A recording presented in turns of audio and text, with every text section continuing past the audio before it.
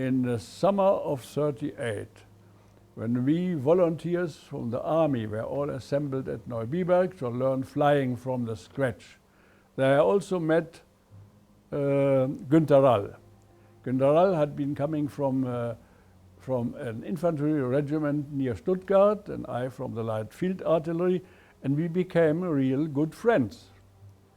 And we were together the whole time in Neubiberg, 1.5 months, and also later in Schleißheim. And then we together came to the fighter school to Verneuchen. And there our ways parted. He stayed a fighter and became a very famous and successful fighter, and I went to the dive bombers. And then we lost each other during the war. We didn't see each other. Only after the war, I found out that he had stayed alive, and I saw him. I saw him 2 times, and we corresponded by letters together. But we didn't see eye to eyes in political matters. He was rejoining the Bundeswehr as a volunteer, and I refused. This had our political reasons. And he was leaning very much to the dear Americans, and I did not.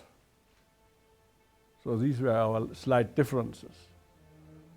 But no enmity therefore, but we just didn't see it thereafter anymore. And, but we continued to exchange letters. And in his last letter, which was probably arriving here, I think in 1908. Yeah, just a bit before his death. There he was writing to me a sentence which showed that he had become doubtful. I now don't understand the Americans anymore. Well, he was a typical man of an excellent soldier.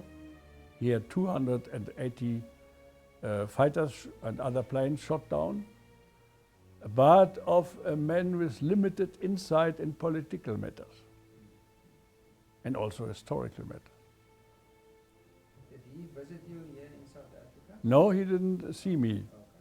Okay. He had made a visit here, but on invitation of, I think, of the South African military then in 1980 something.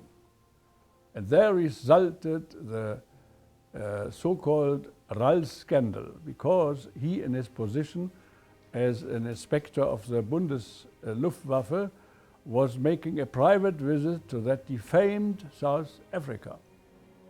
If not, the press would have sniffed out the matter. And then the press hung it up, and then he was deposed from his post as an inspector of the Luftwaffe.